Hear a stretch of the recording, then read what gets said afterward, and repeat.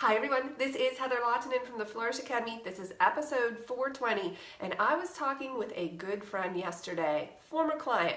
I photographed her wedding many years ago, and I would consider her a photographer connoisseur. She loves having family photos taken, and she has hired multiple photographers over the years. I was one of them, and she provided me with some insight yesterday that I think is invaluable. So she said to me that she follows some photographers. She was looking for someone to take their family photos this fall. She saw tons of sessions that she was interested in, both on Facebook, and went to photographers' websites, but she couldn't figure out the location, where the photographer was located, where the sessions were going to be held, or if they were even anywhere near her. So that is a huge problem.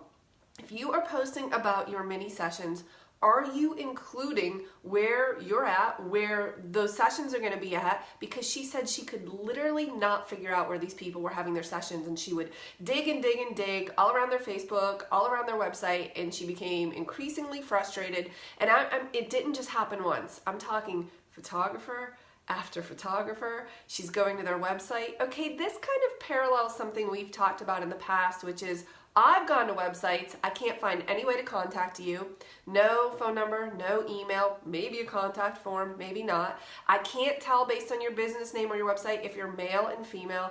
These are really simple things that if you can correct can lead to more conversions. So the biggest thing here is put the location. What area do you serve? And be specific and talk about where you're going to have your mini sessions. Guys, I feel like this is pretty basic and should be straightforward. So why are so many people missing it? Or you might list, let's say you're doing it at a tree farm, and you might say, I'm having mini sessions at, I don't know, I'll make it up, the Homestead Tree Farm. And that's all you put. So you are assuming that number one, people know where that tree farm is or that they've heard of it. And chances are they may have not. So why not put that tree farm and then put a general location in this area? Or, you know, I always say when I'm talking about where I live in the homestead and where I have my workshops, I always say we are 20 minutes west of the Pittsburgh International Airport, because that gives people, most people, a very identifiable point where they can calculate, okay, well, I live this far from the airport and it will take me this long to get there.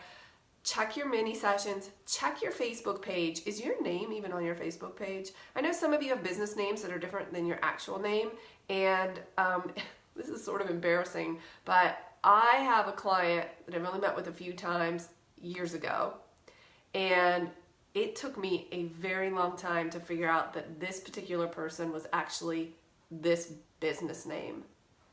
That's a problem. If she's a client of mine and I know her and I'm confused, what do you think a regular person feels like when they go to your page and you have some fancy business name, but nowhere on there do you have who you are or what area you serve or where someone can contact you? So that's 3 things I want you to check right now on your Facebook page and your website. Is it clear what your name is? Is it clear how to contact you? And is it clear the location that you are serving? Could you leave a comment below and let me know, are you on top of this? Have you done this? Is it clear? Is it not clear? Are you like, oh man, I gotta fix it? No judgment, just here to help and make sure that clients can find you and contact you. I'll see you in the next video.